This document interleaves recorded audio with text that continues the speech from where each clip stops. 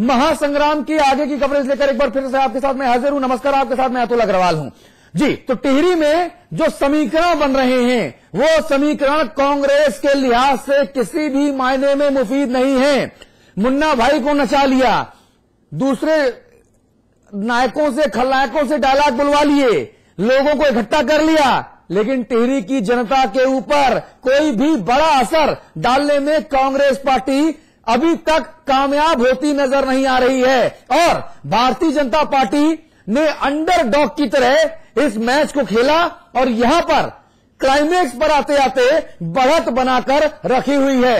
ये बीजेपी के लिए तारीफ की बात है। और जिस तरह से मुख्यमंत्री विजय बहुगुणा ने पहले कहा था कि टिहरी की जनता सम्मान तो राजमहल का करे लेकिन वोट कांग्रेस पार्टी को दे, लेकिन चूंकि कांग्रेस के बड़े नेताओं ने राजमहल का असम्मान किया, खटारा एम्बेसडर, गूंगी गुड़िया, लोकसभा का मटेरियल नहीं है महारानी, इन तीन तल्ख टिप्पणियों ने महाराज, महाराजा और राजमहल के सम्मान के ऊपर जो कुठाराघात किया, उसका नतीजा यह हुआ कि जनता ने वोट की चोट से कांग्रेस पार्टी को लहूलुहान कर दिया।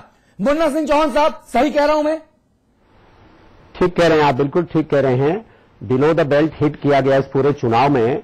अभी मैं 2 दिन पहले ही इसके बारे में कहा कि जिस प्रकार से, जिस अभद्र तरीके से कांग्रेस के नेताओं ने भारतीय जनता पार्टी के प्रत्याशी के बारे में तंज कसे, उसको निश्चित रूप से लोगों ने गंभीरता से लिया। हाँ। और इतना ही नहीं, एक बात मैंने 2 दिन पहले और कही थी कि कांग्रेस ने इस चुनाव को एक फैनफेयर का चुनाव बनाने की कोशिश की। हवाई जहाज से, हेलीकॉप्टर से नीचे उतरे नहीं। हाँ। लेकिन भारतीय जनता पार्टी का जो कैडर था, भारतीय जनता पार्टी के जो लीडर्स थे, उन्होंने जमीन पे काम किया। मैंने एक जगह टिप्पणी की थी कि फौज में एक कहावत है कि इन्फेंट्री होल्ड्स द ग्राउंड, पैदल सेना ही जमीन पकड़ती है।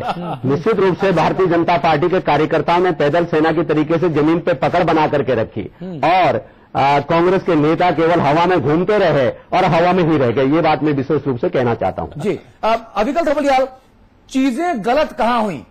कांग्रेस के हिसाब से चीजें कहां पर गलत हो गई? आपकी सरकार केंद्र में, आपकी सरकार राज्य में, आप मुख्यमंत्री के बेटे, मुख्यमंत्री समेत सब तमाम जो असंतुष्ट लोग हैं उन्होंने जमकर प्रचार किया। लग रहा था कि कांग्रेस यहां पर लैंडस्लाइड विक्ट्री की तरफ आगे बढ़ेगी, लेकिन बीजेपी, वाह क्या फाइट दी है महारानी ने।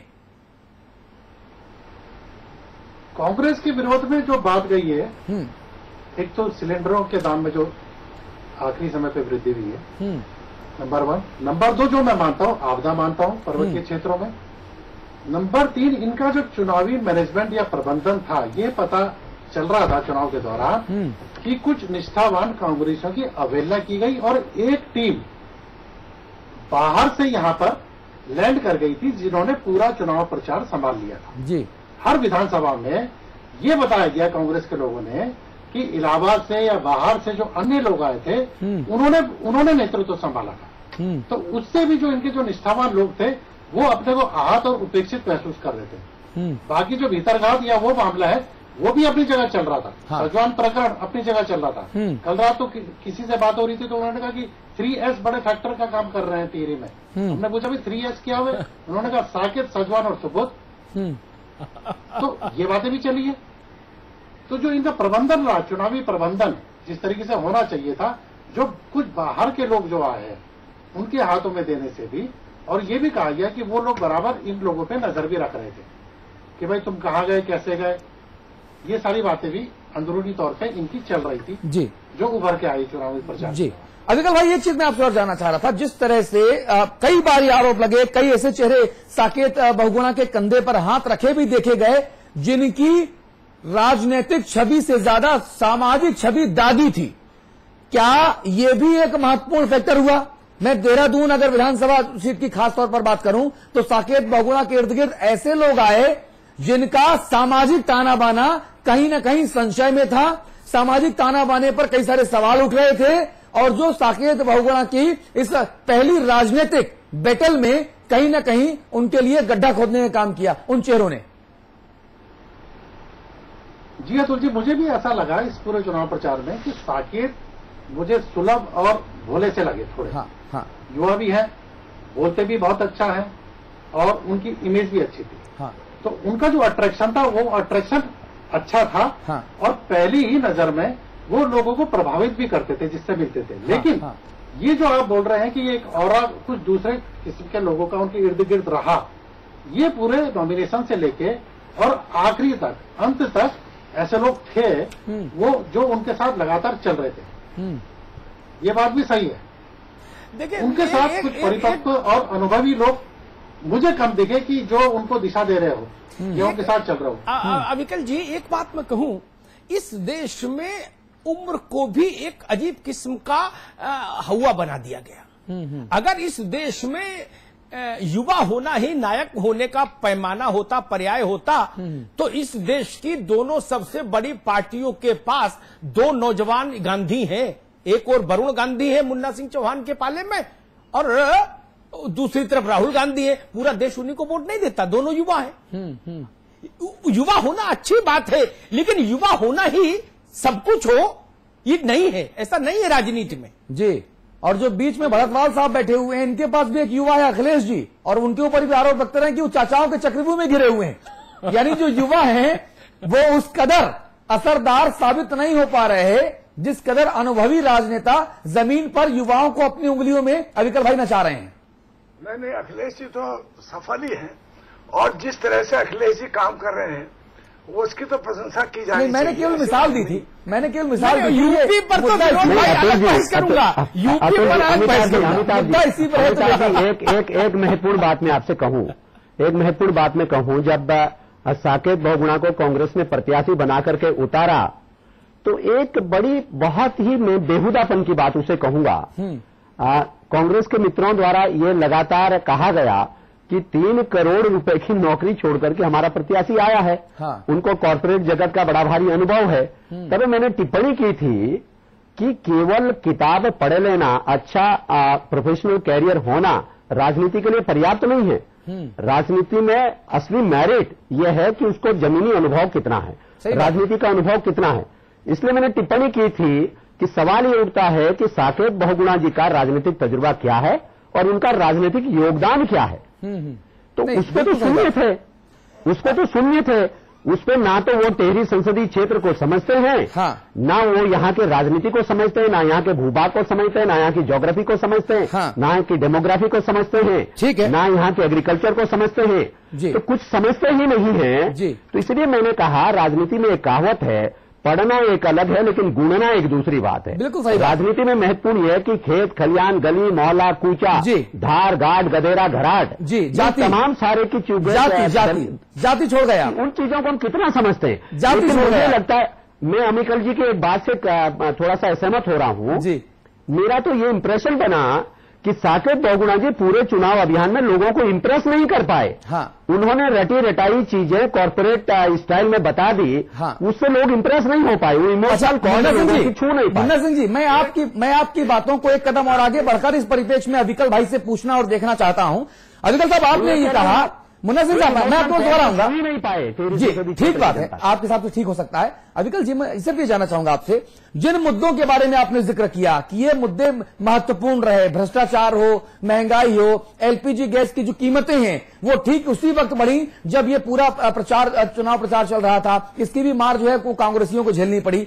क्या यही जो नतीजे हैं, क्या यही जनमानस जो वोटों में कन्वर्ट हो रहा है, ये लपट, ये आग तमाम तरह के आंदोलनों के बीच 2014 तक भड़कती रहेगी? अतुल, 14 तो दूर है, अभी तो राजस्थान, गुजरात, हरियाणा, दिल्ली सब बाकी है। बिल्कुल 8 राज्य बाकी हैं। आधा हिंदुस्तान निपट जाएगा 14 आते आते। तो अविकल भाई, उत्तराखंड के लिए 2014 में ये मुद्दे भी अहम स्थान रखेंगे। ऐसा नहीं कि ये मुद्दे तब खत्म हो जाए। एलपीजी गैस के जो दाम बढ़े हैं, ये प्याज के दाम की तरह नहीं है। एनडीए की गवर्नमेंट गिर गई थी प्याज के दाम में, चढ़े थे फिर गिर गए थे, लेकिन ये तो मेरे ख्याल से स्थायी व्यवस्था हो गई है। ये तो आगे भी कांग्रेस को मार करेगा। ठीक है। और जो 2014 का चुनाव है, 2009 में इन्होंने 5 लोकसभा सीटें जीती थी, लेकिन इस चुनाव में भी ये सारे मुद्दे केंद्र के और प्रदेश के, ठीक है, ये भी प्रमुखता से हावी रहेंगे। और ये कांग्रेस के लिए ये संकट का अजय भट्ट साहब हमारे साथ जुड़ गए हैं। आप नेता प्रतिपक्ष हैं, भारतीय जनता पार्टी के धुरंधर बड़े नेता हैं। अजय भट्ट साहब, जश्न शुरू कर दिया है या कुछ देर बाद शुरू करेंगे? लड्डू मंगवा लिया क्या? कार्यकर्ता धीरे धीरे कार्यालय में आना प्रारंभ हुए हैं, बहुत उत्साहित हैं। अजय भट्ट जी लड्डू मंगवाए कि नहीं? ये तो सभी लोग यहाँ पर अपने अपने स्तर से लड्डू लेके आ ही रहे हैं। फाइनल हो जाए, थोड़ा सा घोषणा हो जाए, उसका इंतजार है। अच्छा, जो मार्जिन देख रहे हैं आप, वो मार्जिन क्या देख रहे हैं? अब हम तो यहाँ कार्यालय पर हैं, भीड़ के बीच में। जो हमें ज्ञात हुआ है आपके चैनल और इधर उधर से पता लग रहा, 10 से ऊपर क्रॉस कर रहा है, कह रहे हैं लोग। हाँ। अभी मैं टीवी के सामने नहीं बैठे हैं। हाँ।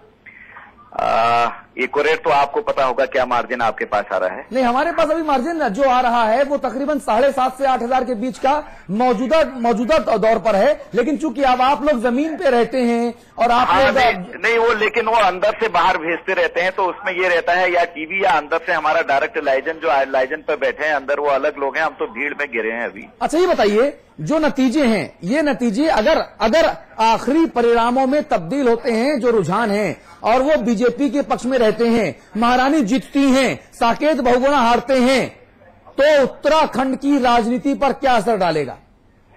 देखिए, सबसे पहले तो ये पूरी देश की राजनीति पर डालेगा, क्योंकि वहाँ पश्चिम बंगाल में भी राष्ट्रपति महोदय के पुत्र पीछे हो गए हैं और संभवतः तो वो हार गए हैं। हाँ। और इसी तरह से ये सीट भी लगभग अब फाइनल जो है घोषणा होनी बाकी है, और ईश्वर की कृपा से ये बीजेपी के खाते में आ रही है। हाँ। तो पूरे देश की राजनीति में उल्टी गिनती इससे प्रारंभ हो जाएगी। हाँ। कांग्रेस की जो गलत नीतियां हैं पूरे देश के सामने। और हाँ। उत्तराखंड सरकार को आज आपकी जानकारी के लिए बताऊं कि ठीक 7 महीने हो गए हैं। हाँ। तो 7 महीने में जो उनका निराशाजनक प्रदर्शन रहा है, वो प्रदर्शन भी ये साबित करता है कि कांग्रेस को यहाँ के लोग नकार चुके हैं और ये मन बना चुके हैं कि आगामी दिनों में कांग्रेस को यहाँ से साफ हो जाना चाहिए, और साफ हो जाएगी 2014 अच्छा, ये बताइए, चलिए आप लोग तो विपक्ष में हैं, लगातार सरकार की कमियों को उजागर करते रहते हैं। जश्न की, बीजेपी कार्यकर्ताओं के जश्न की, शानदार जश्न की तस्वीरें पहले जरा हम अब दिखा दें, और हम अपने सहयोगियों को कहेंगे इन तस्वीरों में आवाज बढ़ाइए, दर्शक अनुभव करें।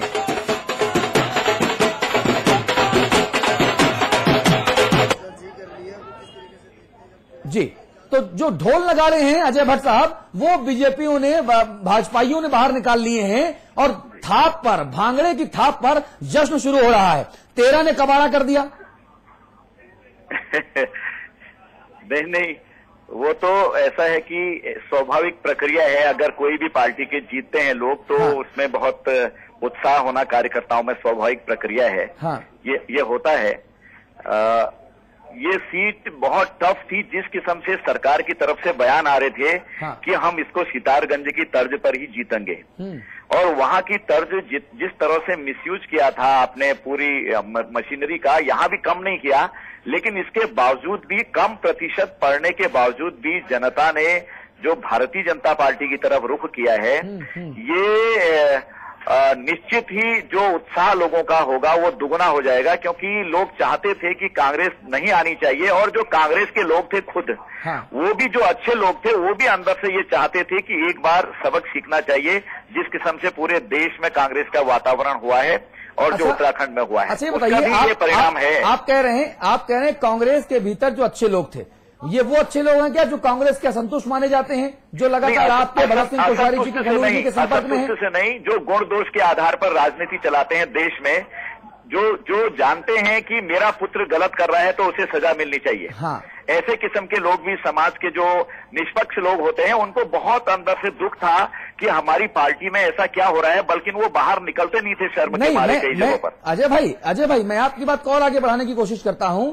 जिन कतिपय अच्छे लोगों की आप बात कर रहे हैं, जिक्र कर रहे हैं, क्या वो कतिपय अच्छे लोग अब मौजूदा मुख्यमंत्री जी के लिए अति बुरे बन के सामने आएंगे?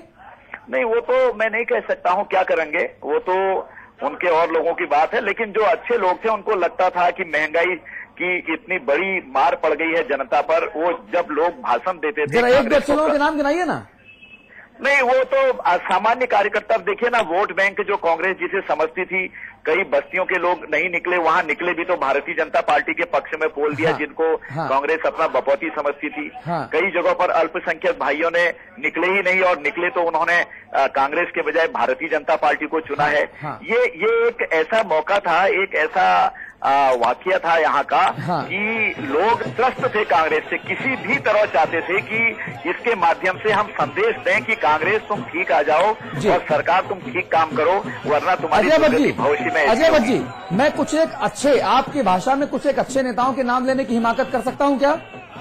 अब वो कुछ चीजें तो ऐसी हैं कि जिनको मैं बोल नहीं सकता हूँ, आप जानते हैं।